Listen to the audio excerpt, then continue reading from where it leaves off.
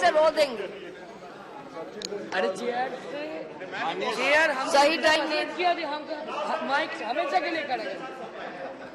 को सर्कुलेट हुआ है लोकसभा में, चूंकि कोई अमेंडमेंट नहीं हुआ इसलिए फ्रेश नहीं सर्कुलेट हुआ। डॉक्टर अभिषेक मनु सिंह भी प्लीज। माननीय सभापति महोदय, माननीय सांसद, इस चर्चा के अगर दो प्रमुख बिंदु हैं तो उनको दो वाक्यों में सारांश किया जा सकता है। एक तो है देर आए दुरुस्त आए, और दूसरा है अंग्रेजी वाला the path to hell is paved with good intentions. मैं आपको अभी इसके बारे में जिक्र करने वाला हूं।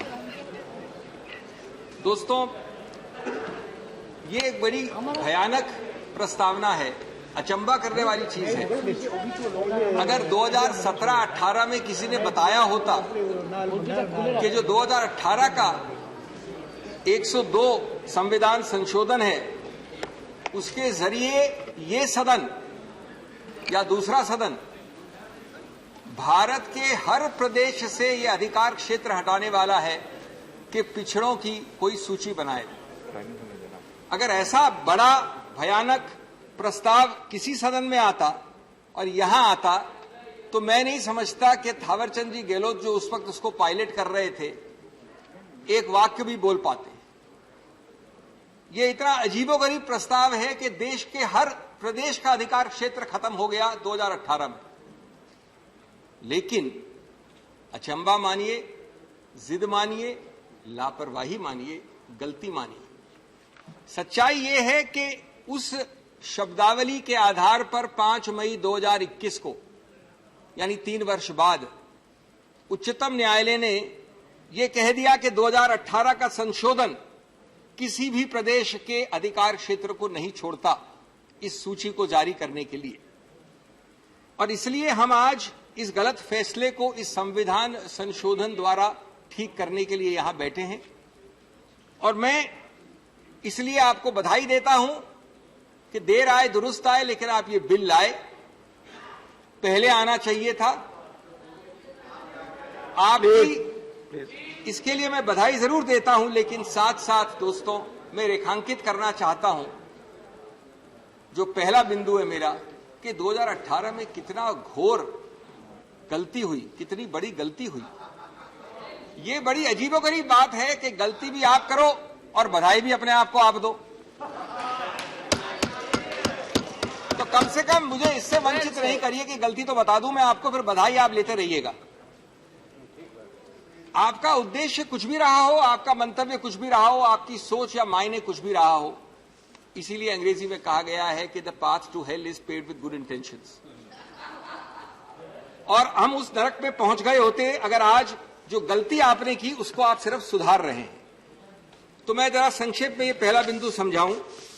आप अगर उठाएं 342(a) को जो आपने 18 में पारित किया था, करीब करीब एग्जैक्टली 3 वर्ष पहले 11 अगस्त को, उसमें 2 शब्द आपने 2 लाइन डाली थी उस वाले प्रावधान में, the president may with respect to any state और union territory and so on specify the backward classes etcetera etcetera. और उसके दूसरे अनुच्छेद में लिखा था पार्लियामेंट में by law include or exclude from the central list of socially and educationally backward classes in so and so manner। मैं पूरा नहीं पढ़ रहा हूं, आप वाकिफ हैं। लेकिन ये लापरवाही थी, ये गलती थी, और इसको सही करने के आपको कई मौके मिले। शायद अहंकार और जिद के कारण आपने सही नहीं किया, इसलिए हम भुगत रहे हैं। ये तो अच्छी बात है कि 2021 में कृपया बहुत दिनों बाद डिस्कशन हो रहा है। ये बहुत अच्छी बात है कि ये निर्णय सिर्फ कुछ महीने पहले आया और 3 साल तक ये निर्णय नहीं चला, नहीं तो ये भुगतना पड़ता आपको 2018 से। अब जो रोचक बात है वो ये है कि जब ये मामला सिलेक्ट कमेटी को गया, आजकल वैसे प्रथा कम हो गई है सिलेक्ट कमेटी को रेफर करने की, लेकिन उस वक्त किया था आपने, और बड़ी माननीय सम्माननीय सिलेक्ट कमेटी थी। तो 17/4/2017 को, 17 अप्रैल को लोगों ने बार बार उस सिलेक्ट कमेटी के मेंबरान ने कहा कि इसमें स्पष्टीकरण चाहिए कि कहीं अधिकार क्षेत्र प्रदेशों का गायब नहीं हो जाए। और सही रूप से सही किया, मंत्रालय ने जवाब दिया कि कोई उद्देश्य नहीं है अधिकार क्षेत्र मिटाने का, खत्म करने का, ऐसा कोई उद्देश्य नहीं है, 2 लिस्ट रहेंगी बरकरार। इसके बावजूद मेमरान ने कहा वापस 22 मई और 3 जून 2017 को, आपके मिनट्स हैं उसमें, कि साहब आप फिर भी इसमें 2 लाइन का संशोधन डाल दीजिए। और वो 2 लाइन का संशोधन सामने आ गया। अब मैं पढ़ता हूं उसको, 2 लाइन का बड़ा रोचक है। Notwithstanding anything in clause so and so, the state government shall continue to have power to notify SEBC। ये तो अविवादित है, सरल है, 2 लाइन का है, कोई तकलीफ नहीं होनी चाहिए। मुझे आज तक समझ नहीं आया अचरज की बात है या जिद की बात है या लापरवाही की बात है कि माननीय मंत्री महोदय के मंत्रालय ने कहा कि इसकी कोई आवश्यकता नहीं है। ये कानून एकदम स्पष्ट है। हम आपके साथ मानते हैं कि 1 सूची नहीं 2 सूची होंगी, लेकिन ये स्पष्टीकरण की आवश्यकता नहीं है। अरे भाई, अगर आपका कहना है, आपका कहना और संविधान में लिखना 2 अलग चीज होती है। 2 लाइन डाल देते तो क्या तकलीफ थी। उसके बाद चौंकाने की और बात कि ये जब एक बार और यही प्रस्तावित हुआ सिलेक्ट कमेटी में, वो नहीं माने। आपने कहा तो सरल है, हम मान रहे हैं, कोई प्रॉब्लम नहीं है, इसको हम नहीं डालेंगे स्पष्टीकरण। फिर ये सदन में आया। अब सदन में आप अगर उठाएंगे डिबेट्स को तो कई लोगों ने, और मैं किसी की कोटेशन नहीं करने वाला हूं ज्यादा, बट एक कोटेशन पढ़ूंगा मैं। माननीय हरिप्रसाद जी ने बोला, दिलीप तिर्की जी ने बोला, कई लोगों ने बोला सदन में, वहां 2 बार मना करने के बाद। I just read 4 lines 6 lines.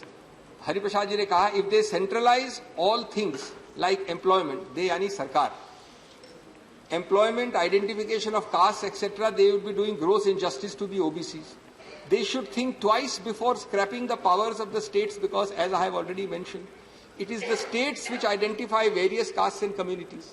They know better than the people sitting here in Delhi. Hence, amending 342 and equating the identification of OBC list to SC/ST should not be done, etc. Bhupender Yadav ji बोले, दिलीप तिर्की जी बोले, सबने कहा कि भाई स्पष्टीकरण तो कर दो। फिर भी ताज्जुब की बात है कि माननीय मंत्री महोदय ने कहा कि कोई आवश्यकता नहीं है स्पष्टीकरण की, लिस्ट तो 2 ही है, कम नहीं हुई।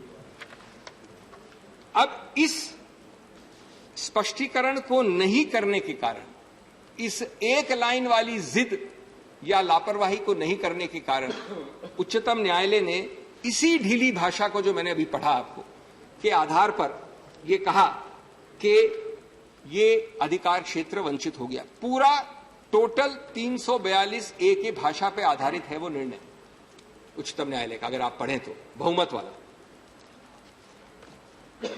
आपने तो गलती की, लेकिन इसमें कोई 2 राय नहीं है कि उच्चतम न्यायालय ने भी बड़ी गंभीर गलती की।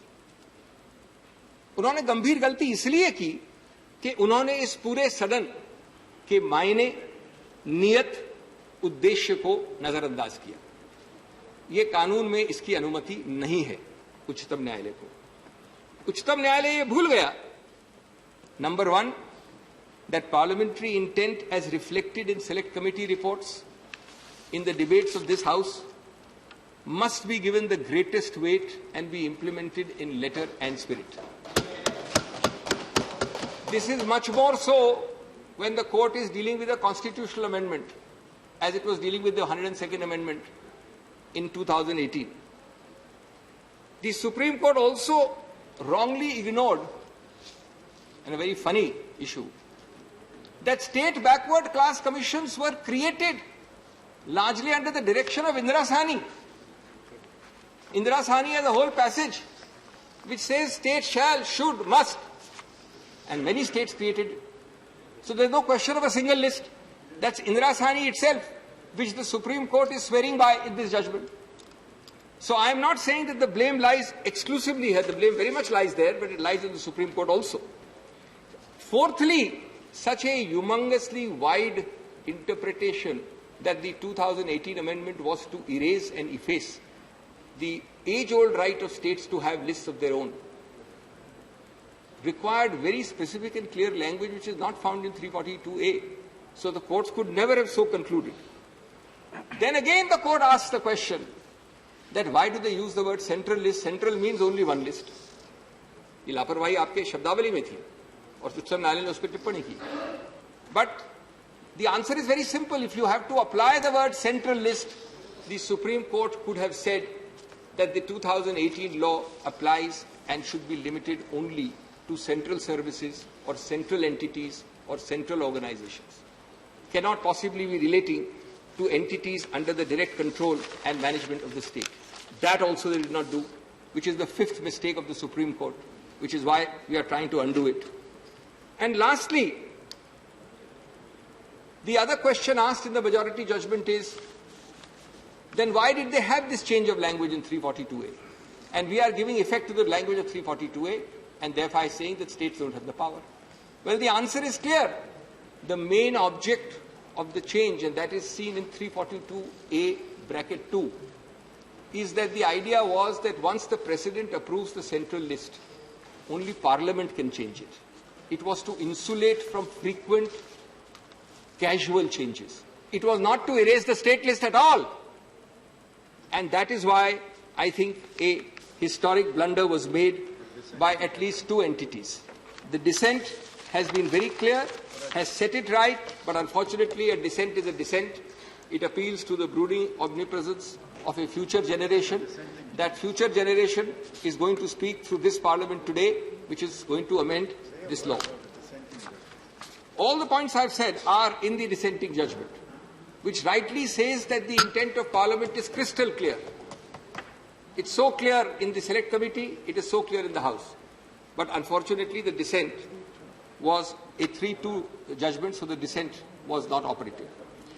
अब दोस्तों दूसरे बिंदु पे जाना जरूरी है, और दूसरा बिंदु शायद पहले बिंदु से भी ज्यादा महत्वपूर्ण है। आपने एक गलती तो आज ठीक कर दी इस संशोधन द्वारा, या कर देंगे शाम तक, क्योंकि सभी इस पे सहमत हैं। लेकिन इस गलती को ठीक करने का फायदा क्या होगा, इसका प्रभाव क्या होगा? इस संविधान संशोधन में आपने एक शब्द भी नहीं बोला है 50% आरक्षण के सीमा के विषय में, एक शब्द नहीं है।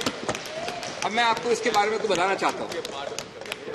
जहां तक महाराष्ट्र का सवाल है, जिसका एक्चुअल केस था उच्चतम न्यायालय में, उसकी तो यात्रा खत्म इसलिए हो गई कि उनके एक्ट को माननीय उच्चतम न्यायालय ने, महाराष्ट्र एक्ट को निरस्त कर दिया इस आधार पर कि 50% की सीमा का उल्लंघन नहीं कर सकते आप।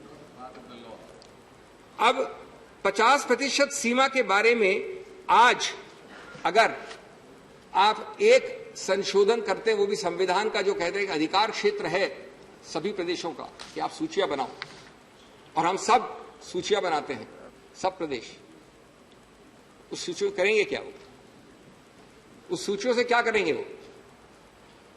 वो सूची जो बनाएंगे भविष्य में, वो उस बर्तन जैसी है जो खाली है, आवाज निकाल सकती है, खाना नहीं खा सकते उसको।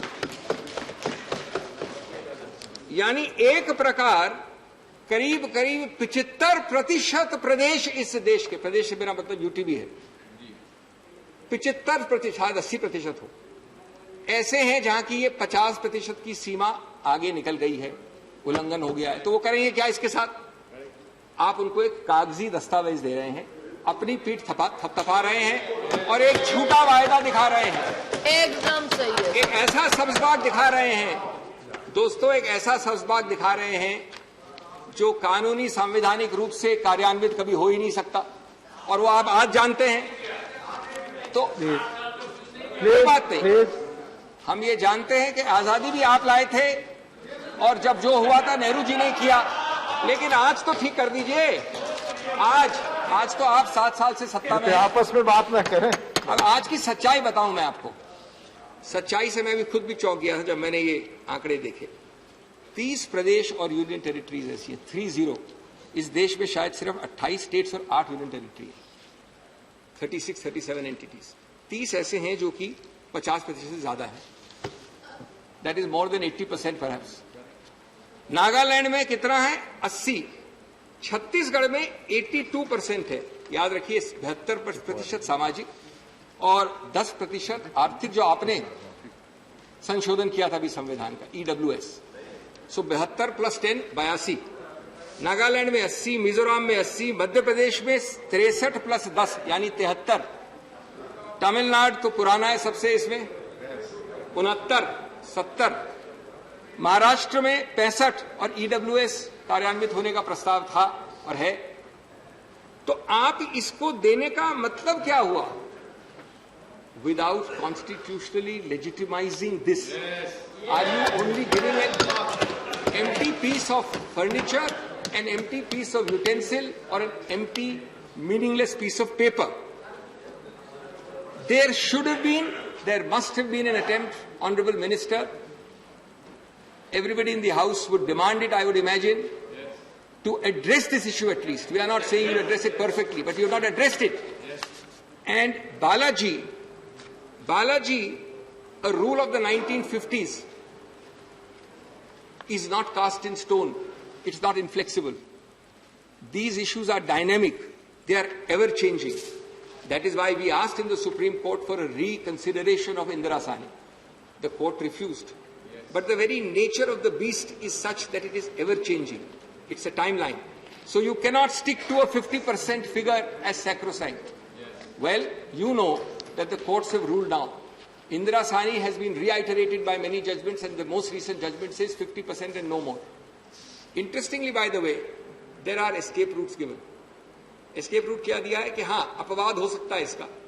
अपवाद ये है 50% का कि एक ऐसा अजीबोगरीब स्थिति हो सामाजिक, या अजीबोगरीब स्थिति हो ज्योग्राफिकल, क्षेत्रीय.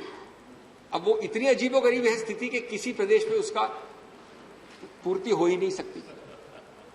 तो इसलिए यद्यपि 50% को माना है कि वो पत्थर में लकीर की लकीर नहीं है, फिर भी उसको ऐसा बना दिया गया है कि वो कार्यान्वित होने में असंभव है. इसलिए आज इस डायनेमिक सिचुएशन को देखते हुए ये अति आवश्यक है. आज अगर आपने ये पहला भाग जो आज आपने किया है नहीं किया होता, तो जैसा कि दूसरे सदन में कहा गया है 671 ऐसे समुदाय थे जिनसे आरक्षण हट जाता, जहां तक अधिकार क्षेत्र है प्रदेशों का. लेकिन यह भी महत्वपूर्ण है कि वास्तविकता ओबीसी आरक्षण की क्या है, जिसके लिए आपको ये 50% का आंकड़े को वापस सोचना पड़ेगा, सोचना चाहिए था, क्योंकि दूसरी त्रुटि है, दूसरी बहुत बड़ी त्रुटि है इस बिल में. 41,000 सीट्स विभिन्न प्रदेशों ने मेडिकल, डेंटल इत्यादि में अखिल भारतीय कोटा में दी. 81,000. क्या आपके मंत्रालय ने अवलोकन किया है कि इसमें से कितनी ओबीसी को गई है? वहां तो सरेंडर हो गई. ओबीसी को नहीं के बराबर ये आंकड़े भी आए हैं, पहले भी आए हैं, उस सदन में भी थोड़े कहे गए हैं. आज अगर सही आंकड़ा हो तो 22% से कम वास्तविक ओबीसी आरक्षण है सरकार के रोजगार में. 27 कहते हैं आप, 22 है वास्तविक, और उसमें भी अधिकतर है group C category, group A और बी में नहीं है. बहुत कम है, नहीं के बराबर है. और ये लाता है मुझे एक और महत्वपूर्ण बिंदु में कि आप जाति संख्या, कास्ट सेंसस से क्यों दूर भाग रहे हैं. कास्ट सेंसस से आप क्यों दूर भाग रहे हैं, कतरा क्यों रहे हैं? आपके मुख्यमंत्री बिहार, अन्य मुख्यमंत्री उड़ीसा, और आपके सांसद ने कल कहा, माननीय महिला ने, कि ये तो आप करने वाले हैं. तो आप सरकार चुप क्यों बैठी है? मंत्री महोदय क्यों नहीं कहते? सरकार के किसी एक व्यक्ति ने नहीं कहा. क्या आप उसको नहीं करना चाहते हैं? ये भी कह दीजिए नहीं तो. और या इसका सही कारण यह है कि आप जानते हैं कि शायद असली आंकड़ा 42% या 45% हो सकता है अगर आप कास्ट सेंसस करें तो. हम मानते हैं, हमने किया एक सेंसस, याद रहे 2011 में हमारी सरकार ने किया, उसमें त्रुटियां थी, मैं खुद कह रहा हूं, मानता हूं, लेकिन प्रयत्न किया. माननीय सिंघवी जी, आज 2021, जस्ट 2-3 मिनट्स, आज 2021 में जब आप ये ला रहे हैं संविधान संशोधन, तो इसका एक तीसरा पहलू पूरी तरह से वंचित है, यानी कास्ट सेंसस, और इसकी मांग सब जगह है. मैं ये कहूंगा कि इस प्रकार से आप कतराते हैं, कभी बदलते हैं, कभी अपने आप को बधाई देते हैं, तो तुम्हारा क्या या तुम्हें क्या, तुम्हें तो आसान है बहुत रास्ते बदलना. तुम्हें तो आसान है बहुत रास्ते बदलना, हमें हर एक मौसम काफिले के साथ चलना है। तो आप ओबीसी काफिले को सिर्फ लिप सर्विस दे रहे हैं, हमेशा उसके साथ नहीं चल रहे हैं। अंतिम बिंदु, जो छोटा बिंदु है, 2 मिनट और लूंगा, 3 मिनट और वो है एक और सुझाव। मैंने कई सुझाव दिए हैं, एक और दे दूं। जो गलत वाला कानून आपने ड्राफ्ट किया 2018 में 342A, जिसको आज आप संशोधन से 3 वर्ष बाद ठीक कर रहे हैं, उसी प्रकार से इस संशोधन में एक और गलती नहीं करिए, और वो ये है कि हमारा सबका, आज हर मेंबरान का, सरकार का, मंत्री का, माननीय सांसदों का उद्देश्य और मायने और मतलब ये है कि कानून ने कभी 18 से लेके आज तक ये अधिकार क्षेत्र लिया ही नहीं। ये हमेशा से वहीं था। ये तो गलत इंटरप्रिटेशन उच्चतम न्यायालय का है, लेकिन ये अधिकार क्षेत्र हमेशा से स्टेट में था। In English it is said, it was always there in the law, it is only a wrong interpretation, which is why you have put it in this bill that it is a clarificatory amendment, which is fully understandable. Lawyers understand clarificatory to mean that there is no amendment, it is only clarifying what has always been there, which is good.